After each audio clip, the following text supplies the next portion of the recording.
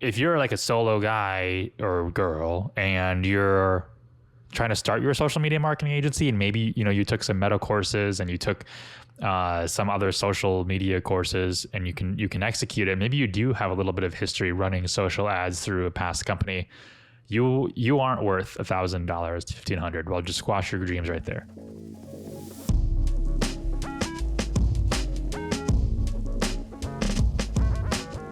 Cody, what's your toxic trait? My toxic trait? Yeah, like if you could pick any trait that you have, which one do you think is like the most toxic? I don't know if this is what you mean, but does it count that I can only really do one thing at a time and I can't think 3 steps ahead? Is that toxic or no? I mean, it's okay. I would say, yeah, I mean, that's fine. Okay, ask me. What's yours? Oh, Jake, what's your toxic trait? It's a great question, Cody. Thank you for asking. It's not wishing people happy birthday. Oh, then that's mine too. Who does that? I don't know, but I always feel super guilty when people wish me happy birthday because it's coming up. I mean, we're 22 days away, but I never wish people happy birthday on Facebook or even like through text or something. Oh yeah, hold on. We gotta clarify though. Are you saying like the generic, like, I think there's levels of happy birthday. There's I got a Facebook reminder and I'm gonna write on your wall. That means nothing. You're dead to me. I don't even do that. Count. Yeah. It doesn't count for anything. Mm-hmm. There's like it's not a mass text because it's still individualized, but it's just kind of like happy birthday without any sort of like personalization or anything. But still, that's cool. I'm cool with that. I'll do that sometimes. I don't do that either. Very rarely, but I do it. And then there's like the phone call, right? Or I guess it's just the phone call where they actually take the time to call you and say happy birthday. I will do that with my dad and my mom. But that's it. And I felt bad because I wanted to bring this up because my little sister's birthday was this month. My older sister's birthday was the month prior. And I was actually late, I think, on both of their birthdays. So like my older sister, Katie, I think I wished her happy birthday like a day or two later. And then my little sister was like the next morning or something. But, and it was like one of those. Were they upset? No, I don't think so. I mean, I didn't ask. It was just a text. Like, you're welcome. But I also really don't care if people wish me a happy birthday. Like if you're salty about me not wishing you happy birthday, then don't wish me happy birthday. I don't care. Mm-hmm. It's just a day. Yeah. I don't know. But I always see like, and every time it's somebody's birthday, it's like everybody like wishing somebody a happy birthday. And I like a month ago, I tried to be better about this. And I was like, okay, I'm going to wish, my friends happy birthday, even if I don't really know. I'm just going to say, happy birthday, or like the HBD. And like, just to get something out there, it lasted like 2 days. And then I was like, no. Here's my problem though, is because like, if you do it for one person, I feel like you're morally obligated to do it to everybody. Or that just, that means that like they are less than someone else that you wished it for previously. Yeah, it's true. So like, where do you draw the line at? So I just draw the line at just not doing it for anybody. Nobody at all. Yeah. Immediate family, maybe. That's it. Yeah. Growing up, my family always did a thing where I think everybody does differently, but we would do it that it didn't matter necessarily what day it was, as long as it was the day before you fell asleep. So, and it started because I think it was my grandpa called my dad to wish him happy birthday. And it's like 2 a.m, right? When he answers, or where my dad is, because, military and being throughout the world and stuff. And he is just exhausted, picks up the phone, is like, thanks, Dad, and hangs up. So it's always been a thing where as long as you call before you go to sleep, and you don't have to, like, it's not a hard set rule or anything, but I've always thought it's fun. So if it's like 3 a.m. when you go to sleep and you just call the person before you go, even if it's the next day, and you're like, hey, happy birthday, and they're like, oh, Yeah. thank you. It was yesterday, actually. It's like, well, it's still today for me. Yeah, So. I've kind of always done that too. Just as long as I send a text before I go to bed. But then lately it's been, not that. I do think it's funny though. I don't know. I think it's especially funny if I get a phone call at like 2 a.m. or somebody sends me a text the next day, because either way it's funny. Either they intentionally knew and then they forgot and wanted to send it as late as possible, which is hilarious, or they actually did forget, which is even funnier. And either way, I don't really care, because I don't. Yeah, it just doesn't mean a ton to me. I just don't expect anybody to remember my birthday. Like, why is that important in your life? Why is the date that I was born on your calendar? Like, I don't. Just some people, because yours. I mean, yeah. I mean, yours definitely isn't on my calendar. Not yours, but like in general, like there's like 3 people's birthday. I have like client birthdays on my calendar, but that's more like a PR thing. I have your birthday on my calendar. I know you do. I can't. Your birthday's on my calendar, but I can't tell you. You don't have to say it back. I can't tell you when it is. Is it in August? It's in the fall. October. It's October. I'm gonna say nothing.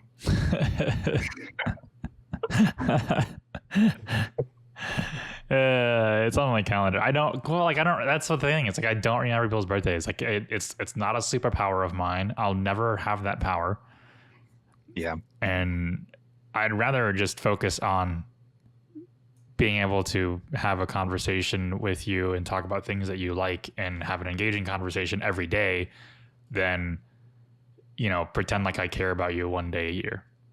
Yeah, I think some people just try to gamify it, maybe, where they think, oh, if I remember this and then I do this, then I am at this tier of friendship with this person because of this. And it just... Look at us justifying being shitty people. Yeah. Well, yeah. But I use this podcast to justify being a terrible person because we just give away information for free. And I'm like, hey, people that makes up for it. People like that. Yeah. And then it allows me to be a jerk in every other aspect of my life. On the birthdays. It's like, hey, we make up for it with the karma here. You said something to me the other day. You were like, that I really liked. And you said, because I can come off kind of like a jerk in some of these marketing groups, because what you stated was I have no respect for bullshitters and I have no reason to believe someone isn't bullshitting me unless they prove it. And it's like, yeah, you're right. Yeah, it's like dodgeball. It's like, what does he say? Strange approach. Let's see if it works for him, Cotton. Oh, yeah. That's a bold strategy, Cotton. Let's see if it pays off for us. We're just in an industry where 90% of the people that we talk to are just full of shit. And sorry, when I first started Evergrow, everybody in the landscaping industry and all the groups and forums thought I was kind of a scammer, or like, just one of those dime a dozen here today, gone tomorrow marketers. And, they could have been right, but I wasn't. I stuck around. And now we're like one of the marketing agencies in the green industry. So it's kind of like, I don't know, you got into this industry, you got into the marketing industry. Like, you should know that people aren't going to respect you right away. Yeah. It's kind of like used car sales, right? I mean, it's got a reputation. Yeah. So speaking about reputation, we wanted to talk a little bit about how to, this question has come up a lot. So let me back up. This question has come up a lot in some of the marketing groups I'm in, marketing agency owners a lot. But it's basically on how to price your services. So there's a lot of material out there that suggests pricing your services at a specific market value of what people think it's worth. And so you usually get a lot of these guys who start social media marketing agencies or SMMAs. And the first thing they want to do is they want to go to market with $1,000 or $1,500 management fee plus ad spend. And frankly, that's just not realistic, really, for anyone, especially if you don't have any experience under your belt. $1,000, $1,500 management fee, that's like what our old agency was charging, and they were a $20 million agency. So if you're like a solo guy or girl and you're trying to start your social media marketing agency, and maybe, you took some meta courses and you took some other social media courses, and you can execute it. Maybe you do have a little bit of history running social ads through a past company. You aren't worth $1,000, $1,500. Well, just squash your dreams right there. So the next question becomes, how do you price your services when you have no experience? And then conversely, how does that different between a project-based service and a monthly service? Mm-hmm. So at Evergrow, we have two services. We have projects and we have monthly services. So a project would be like our website builds. Those are project-based. That has like essentially a physical. It's not physical. It's digital, but a physical good, which we can actually showcase, a website. And then you have the monthly service, our SEO and Google Ads, which don't produce something that you can see, only results that are, somewhat subjective. So how do you price those when that's not really a portfolio builder? Whereas like a portfolio builder would be an asset that you could showcase. Right. And that's why people will do like case studies to kind of create a way to showcase that as a product of sorts, right? It's a service, but yeah, to give them a deliverable of sorts. Yes. So there's some guys I've run into in the groups who are doing, because like a portfolio based service, that's really easy to figure out how to price, right? You just give it away for free, or you do it for very little. If it's a website, for instance, we were giving away websites for like $500 when we first started. That's like nothing. And you could even argue that I gave away my first couple of websites for free, which I did. That was before you came along, but I gave them to friends for free who were in the industry, and just really cut my teeth on that. And then I felt more comfortable building a website for $500 and spending, 100 hours on it, making $5 an hour. And I felt comfortable doing that just to kind of get my first paying client, but also, my second website build in my portfolio. So now I had two examples to show people when we eventually upped our prices. And then we upped our prices to a firm 1,000, and then we doubled and went to a firm 2,000. And now it is, I think, $2,500 minimum, but that's like a very basic website. And we haven't sold one of those yet. We only sell $3,000 websites and up.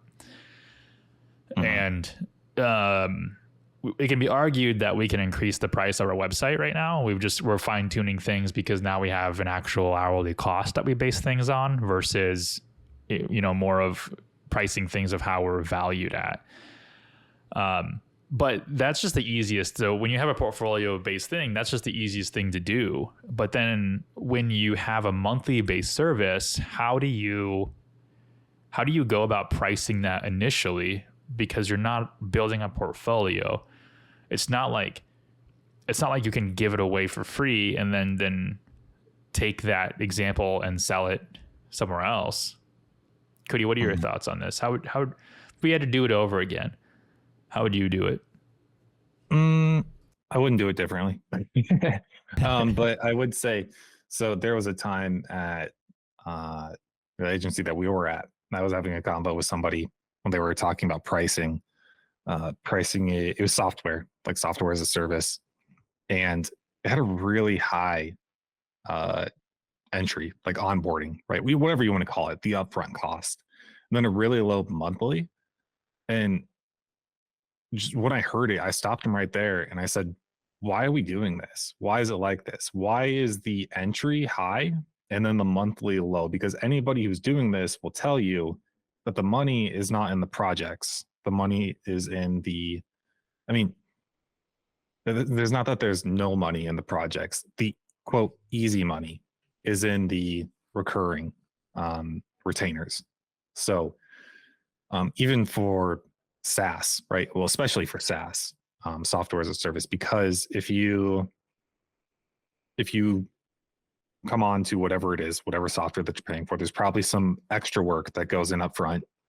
And then depending on what that software as a service is, there's really very little on the monthly that's required on their end.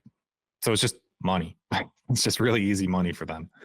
And I think that's important to remember when pricing too. So there are, you know, there are lots of people who, depending on what kind of websites they're giving away, undersell them for the sake of getting them on marketing. Usually, I think when people are charging a lot more for dev, it's because they're doing very advanced dev stuff, like custom dev work, not really relying on plugins as much. They're actually coding, right? Custom applications and that sort of thing. But you said something earlier I wanted to go back to, which was you said like the market rate. And I think one of the most important things to think about, and like think about it deeply, not just what people say, because people will say one of two things. They're going to say you have to charge the market rate because that's what the market will accept. There's truth in that. That's important. Think about that, consider it. That's a good thing. And then you have the other crowd that says charge what you're worth. That's also important. You should think about that too. Those are not independent of each other. And you have to think about both of those and weigh them at the same time to find the equilibrium of what am I worth and what will the market accept? Because I want everybody to believe that they're worth, $1,000 an hour. But the reality is a lot of people aren't. Actually, very few people are. That's a high rate. So if you want to get to that point, you also have to build yourself up. And that does take experience. So, but with all of that said, if it's just you and you're not handing off the work, you do have to, you have to charge what it costs for you to care to do the job. So if you aren't happy, say the market rate is low and you're not happy doing the work at that rate, even if it's a temporary cut, then you got to figure something out, right? You do need to understand that there's going to be a temporary building period. I don't know. I think, well, you have the people who do this at a job, so they have the experience, and then you have the crowd that has no background. They're just getting into this having no quote professional experience, professional background. And if that's you, if you're in that latter group, then yeah, you're going to cost less. You're going to charge less. You're going to make less, especially starting out, because you've got nothing. You have nothing to go off of. So until you get that, or if you are at a job and then jump ship, then you can kind of skip that part. But even so, you do have to remember that businesses, if you are a freelancer or you're a solo business, businesses are going to expect you to be cheaper than a quote legitimate business because you're paying for different things. You have different costs. So right or wrong, that is what they expect. And then you're going to have to work through that transition of how do I go from solopreneur / freelancer to legitimate business where I employ people, have a team, and then charge the rates accordingly too. So I there's 2 points that you made, and I'll cover them in sequence of how I heard or when I heard them. But you made something, and Skylar touched on this too. Well, I don't know if he touched about it in our podcast, but he's been posting about it on Facebook regarding the market equilibrium of how much you charge versus the amount of potential clients there are that are willing to pay for that, and you've got to find that supply and demand curve in there. And you said you should charge what you're worth, or people, you should charge what you're worth and what the market is willing to accept.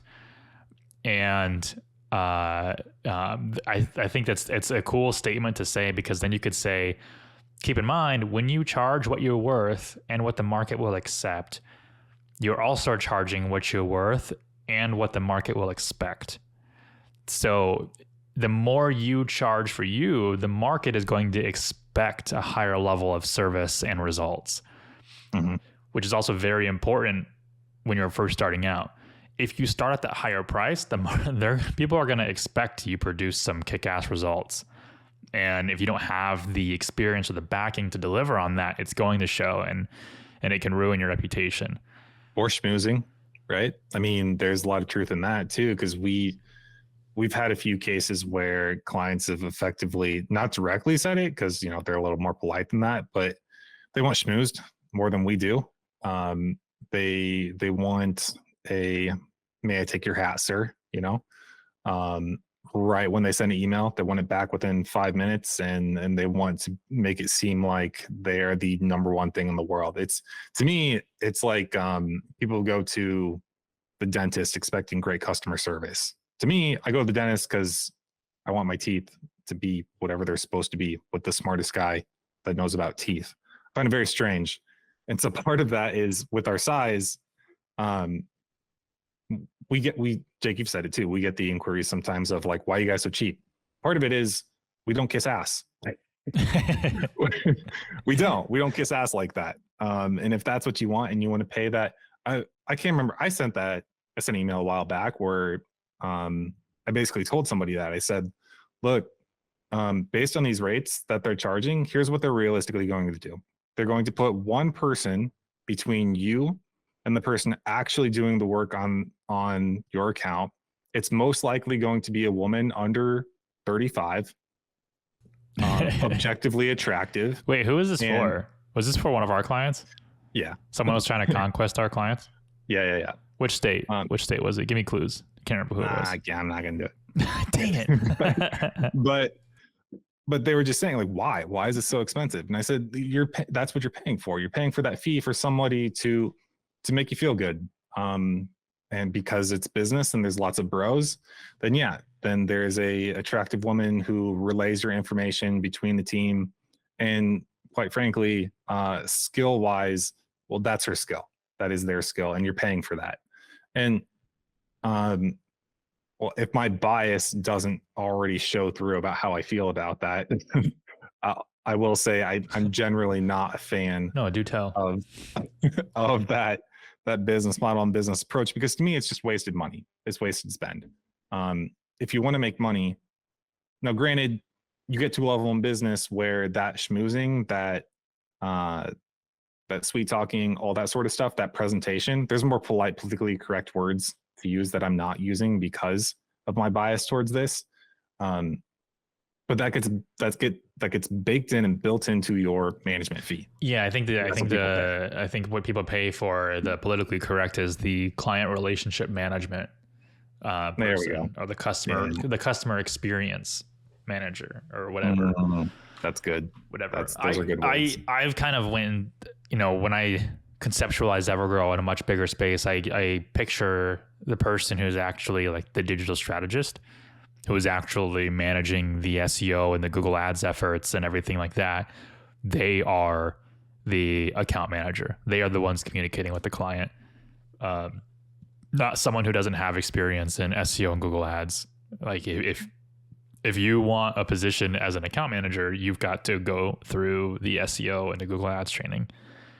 Yeah, and I don't think anybody has to be a pro, but this is a problem for all agencies. Everybody goes through this of the account managers don't know anything. They waste the time of the strategists, but the strategists are socially awkward and they don't know how to communicate and talk to people like real humans.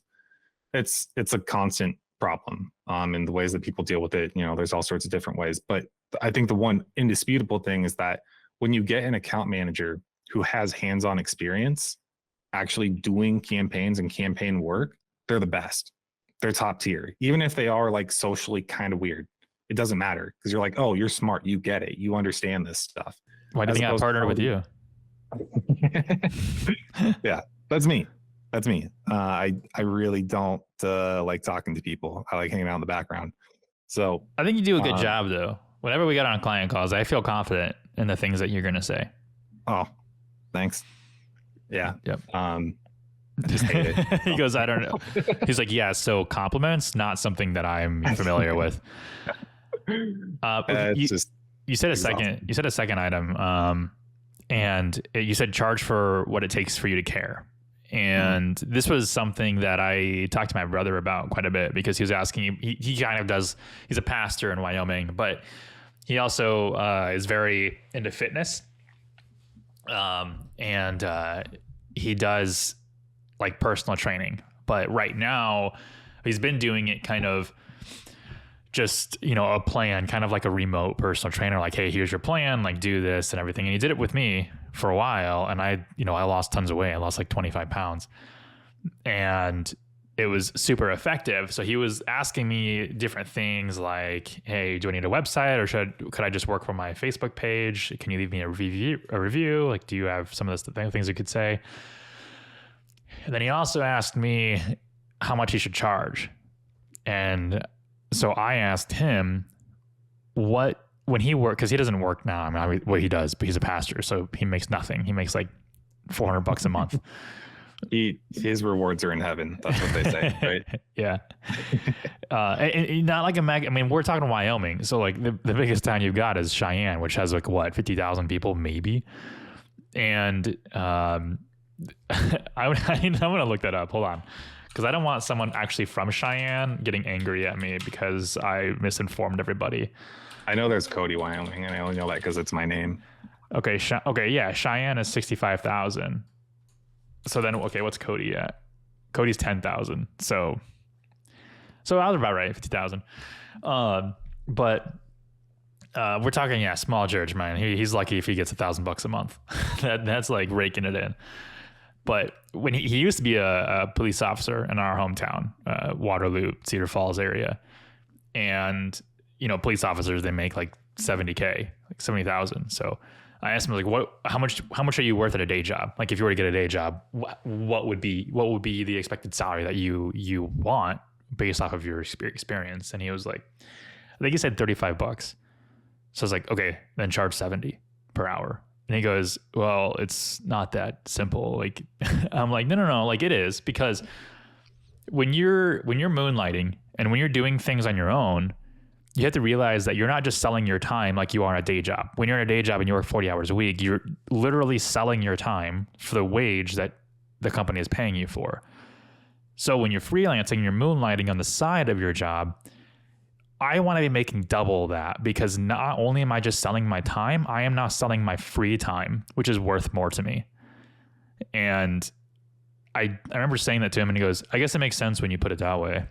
I was like, yeah, I mean, your free time, he's got 4 kids. So your free time is your family, and it's you actually being athletic and working out and doing the things that you like. You're in Wyoming. He likes to snowmobile. He likes to hike. And it's like, well, guess what? People are buying that fun time. They're buying the time of your life that you use to enjoy life. Mm-hmm. So they're going to pay for it. And the same goes for when you eventually leave your day job and you can start like charging business rates. Then you're talking like incorporating like expenses and things like in payroll and things like that. And now you've got to actually do a lot more research on your market viability. But there were times when we first started Evergrow, I mean, we were probably working for $15 an hour, I think. Less. Yeah, just trying to get experience. Yeah. You could work, we did the math on the website build you're doing, and you could work at McDonald's for more. Yeah. But that's the trade-off too, though. I think, well, okay, I've said this multiple times. There's 2 approaches. Do you want to be a high-ticket consultant where you are a solopreneur and make a lot of money by yourself? And in that case, you ain't doing that at 19, by the way, or 20 or 23 or 24. Like, no. You need experience. I see too many of these baby-faced gurus that want to teach how to grow your agency to a 7-figure business, but they barely made it out of high school. But people give them money, so what do I know, right? I mean, people dumber than that. I was like, they can convince people to give them money, so they're good at something. But no, to me, that business model is very simple. It doesn't really matter. Start it out whatever you want to. I will say the 2 things, if I'm giving general advice, one is, right, I mean, Jake already said it. I don't like saying it this way because it comes off cheap and bad, but yeah, you work for free. When you start, you work for free. You have no experience. You have nothing to give. You're learning. You're going to work for free because you are learning. Now people aren't going to pay you to learn how to do your job. That's weird. Usually you pay to learn. You pay to go to college. You pay to go to school. So don't expect to be paid for it. Now, what you can do is do a trial period, or just be very upfront and clear with them, or even put it into some sort of agreement or contract where you say, look, over this time frame, we'll reassess and reevaluate and change to this tier at this point in time. You can do that sort of thing. But so about the solopreneur high ticket consultant sort of deal, you set your rate, you get your clients. Once you're slammed, you double your rates. You lose some of your clients, you get new ones again, you double your rates. You rinse and repeat, you keep doing it until you make as much money as you want to do. And you have to do that because you're one person limited by your hours in the day. And that's the approach if you want to do it that way. Now, if you do it that way, you can make that you can make more money short term quicker. I don't know if that's the right way to say it, but compared to when you're going to build a business where it's not you are not the business, you're going to start taking your knowledge and have other people implement it. And even later on, get people who have the skills and talents that you don't even have, but incorporate it into the business. When you want to do something that big, you're going to take a hit, right? And I would expect 3 years. I'm a believer in it takes roughly 1,000 days. Some people might take 2,000, some people might take 500. I don't know. It varies for everybody, but generally speaking, expect 3 years to establish a business. And when you do that, establish ramen. Yeah. Not like I keep getting these guys who are like, I have a 5-year plan to earn $1 million. I'm like, although that is ambitious, keep in mind, like, that is very unrealistic. I mean, we're talking 5 years to replace your day job income. Yeah. Well, and I think it is because these people spend too much time on the internet, man. They do. They hang out on the internet. They see nothing but outliers. When this is my beef with social now, is that you have everybody in the world comparing themselves to everybody else in the entire world with algorithms that only take advantage of the most advantageous, most amazing, most outlier content, and then make people feel as though that's extremely normal. Whereas in the past, if all you had was your local community and you wanted to, take all the fancy words out of it. I don't want to start, I don't want to do a startup. I don't want to do SMMA, whatever, whatever people want to call it. It's just, I want to start a business. I want it to be successful. I want to grow and make decent money. If you just went into your local community and found the people who had done that, you would find way different normal averages of how long that took and the amount of effort involved in that sort of thing. This whole, I became a millionaire in 3 years, that's not normal. That's not average. It's also mostly bullshit. Like even the outliers that you do see online are mostly fake. Like, they didn't become, I can't tell you a single guru that I've seen that made their fortune off of the actual agency they ran and not the course they sell to teach you how to run an agency. Yep. And I think that's one of the biggest differences there.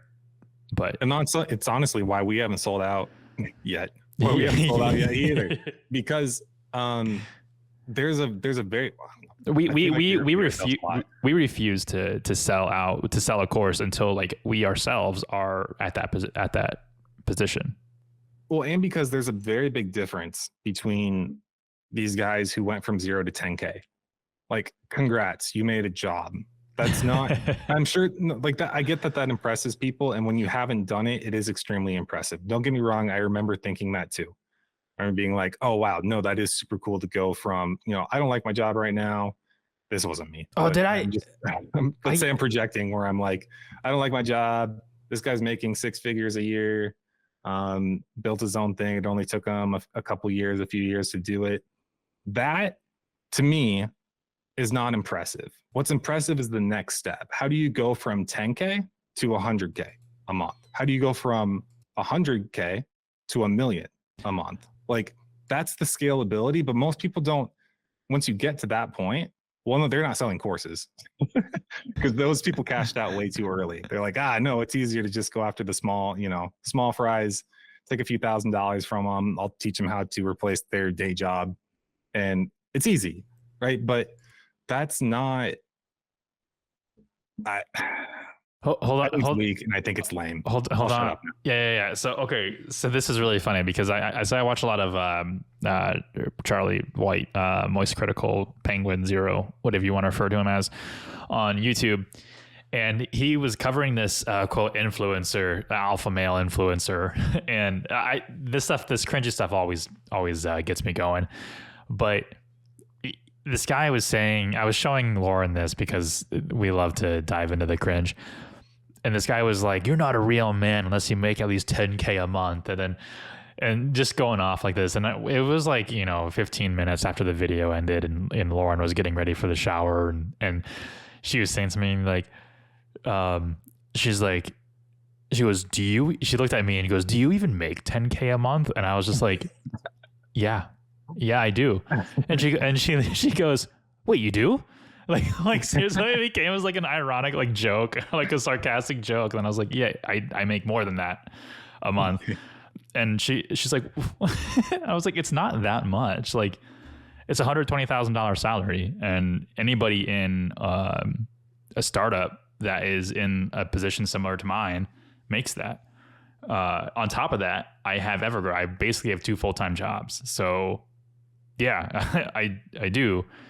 And it's really not that much. So like what you were saying was like the guys who say, 10K is impressive, which it is, but it's not like, it's not like life changing. I live in an 1,800 square foot house in Minnesota in a suburb of Minneapolis. It's like nothing. My house was built in 95. You're motivated. You like the things and you want to live the life, right? Like that is important to you, and you prioritize it too, right? Like, yeah. I think that's for the people who, if they're feeling bad about themselves or thinking that if they're going to beat themselves up because they're not at that point or at that tier, just keep in mind everybody has different priorities. And if that's not you, that's okay. I've said it before. Look, money isn't hard to make if it's all you care about. It's not the best way to say it, but it is the easiest way to say it. Or I just posted something on Facebook a little bit ago, and I was like, it was 8 years ago today. I got fired from my I got a job offer for Mud Advertising, and it came after 5 days of after being fired from my $16 an hour shipping manager position at a printing company. Like I was going to go into shipping and logistics. Like that was what my career path was. And then, so I was 21 at the time, and I was like, little did I know 5 years from then was when I would actually partner up with you and start Evergrow. Mm-hmm. So, a lot can change in 5 to 8 years, a lot. And so if I was making $32,000 a year, and now, 8 years later, I'm quadruple that, it's possible. But like at the same time, if that's what you're driven by, whatever you're driven by is whatever you'll be, as long as you're driven by it. But if you put additional constraints on it, like I want to make a lot of money and have my own business, then okay, well now it's that much harder. But if you want to make a lot of money, it's not hard to job hop. And until I was just watching a Facebook reel, and it was about this guy who was complaining about how new hires tend to get paid more than people who've been at that company for a while. And that's how it was when I worked at Mud. Like I started making 28,000, and then like new people getting hired at the same position making 32, and I was like, what the hell? And he said a quote, and he said, sometimes the best raise is a new job. And I was like, that's literally what I did to get to the position I'm at in my day job. So, yeah. Are we helpful? We were telling people the main thing is pricing your services appropriately when you're new. And having realistic expectations based on that. Yeah, and you also said something too. I keep writing notes when you're talking, but I said you were talking about high-ticket consultants, or like if that's something you want to do. My advice is if that's something that you want to do, you're not going to start out as a high-ticket consultant. You're going to start out as a consultant. And there's a low-ticket one. Yeah, a low-ticket one, like $100 a month for your advice. And because who the hell are you? Nobody. You are nobody. I feel like an anti-motivational speaker right now. But no, it's a reality check for people though. yeah, I mean, if you came from like a Fortune 500 company or something like that, and you were a consultant for them, and you decided to leave and freelance your own thing, then sure. But I'd be willing to bet money that the vast majority of the listeners are not worth anything because they're just starting their business out. They might have taken a Scrum course or some kind of, business course online, and or maybe they don't know anything and they're just kind of reading up on it. Unless you can get actual results from other companies, there's no way anyone's going to pay you to be a high ticket consultant. And if they do, congrats. I mean, you found some dumb companies. Yeah, I think most people see this as a shortcut, the whole marketing thing, especially digital marketing. They're like, oh, well, I can do this and I can kind of fast track some things. And it's that mindset that actually puts them behind, because they think I can do this on the side while I work this, job for me, blah, blah, blah. But I think the best way for the majority of them to do it would be to go get a job at an agency, go spend a year there, learn how it works, see how other people are doing it in a professional way, and then go do it for yourself, because you have to learn it. It'd be really cool if you got paid to learn it. Why don't you go do it for a job? And then, go and then do it for yourself and figure the rest out. I actually think that's what separates us from our quote competitors, because we have two competitors in our niche who both attend the 7-figure sales agency groups and seminars and whatever. And it's like $2,000 a month. Remember I sent you that? Mm-hmm. And it's all about like creating systems and processes. I was doing more research on it because I was bored the other day. And it's all about like for agencies who are doing less than 7 figures to like help them scale up to that point. And I think most of the people in these groups are doing like 500,000 a year, but they don't have any systems or processes in check. So like they're like hitting that wall, and like we're not. Like we're building the launch pad basically, and then every single year we launch further and further and further, and we're comfortable scaling at the rate. So I think our biggest advantage as an agency is having the experience of working at an agency at that scale. So we already know a lot of the processes that need to be in place to prevent things that just shouldn't be happening even at $10,000 a month. Yep. So, anyways, that was, I always love these spots where I lose my train of thought and then I'm just like, yeah. So anyways, let's, switch, but yeah, I feel like we didn't quite cover the whole point. So I feel like there's still some information missing for the listener on, they're probably sitting there going, okay, but like, how much should I charge? Great. Now I feel bad about myself. I've been emotionally abused. Yeah. And welcome to our childhood. So, so if you're asking me how much you should charge for your service, if you deliver we're going to call it a physical good, even though we both know it's a digital good, like a website, or maybe you do graphic design or your content deliverables. Yeah. You have actual deliverables, things people can see. You can start out for free. Just start for free, build a portfolio. The portfolio building assets is what I call them. Or you can charge something respectable. If you think something's going to take, if you only want to charge $20 an hour, figure out how much it might take of your time and multiply it by that. And then that'll be your portfolio builder until you can get to a point where you can start charging the freelancer rates, which are your free time rates. And then the next level is the actual business rates. Then if you're talking to me about like an actual monthly service, like you're doing social media management, or you're doing Facebook or Google ads or SEO or something, and you want to know how much you should charge, this is where it gets a little more tricky. So when we first started, I think we went to market with our prices and we're just like, this is a good amount of price for this. And we were happy with that. And we've been at that exact same price since then. We haven't even adjusted that. When I first started on my own, I was doing half of that. So our current management fee for SEO and Google ads is $500 a month. When I was on my own, it started at like $250 a month. So it was a lot cheaper.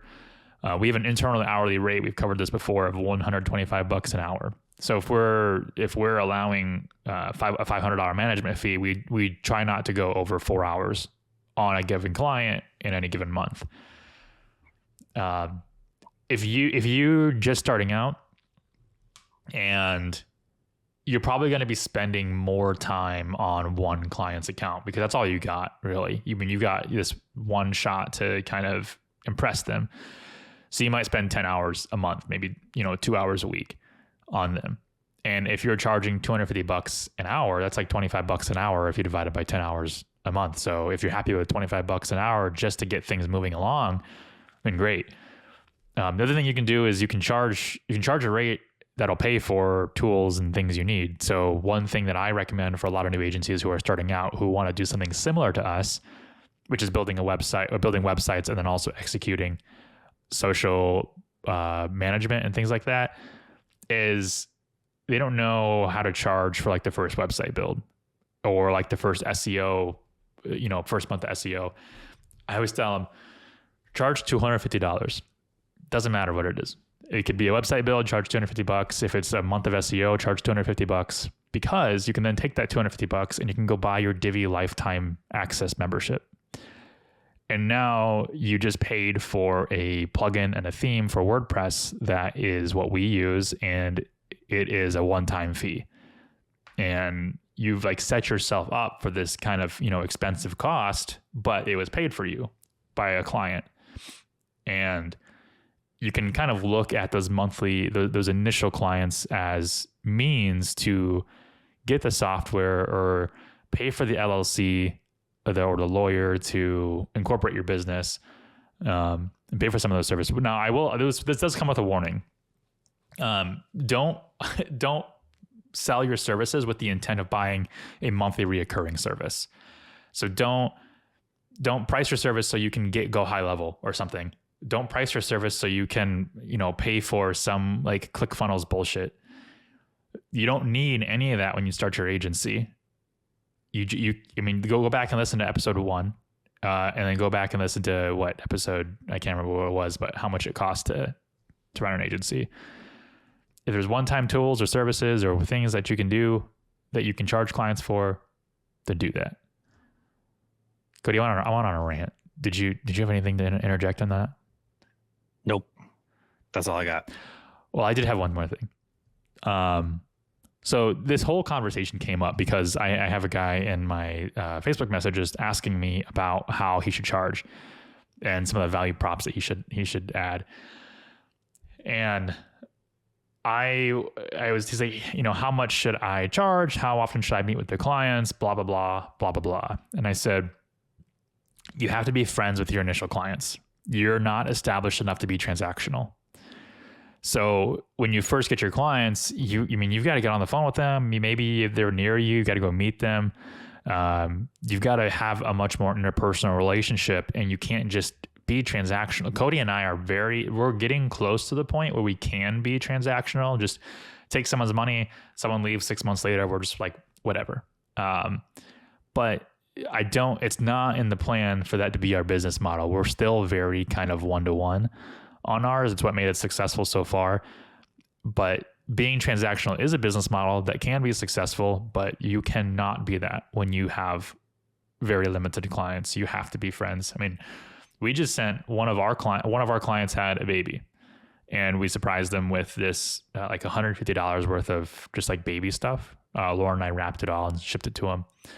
And I'm pretty sure that guy will be around forever after getting his response. And he was one of our very first clients. So our original clients from years 1 and 2, they have definitely established deeper roots kind of with our friendship. And I think that's something that they will have the benefit of having that our newer clients probably won't. Yep. You build that trust from the beginning. Yeah. That's all I had. All right, I'm done. We're done. That's all. All right, everybody. Thanks for listening. See you.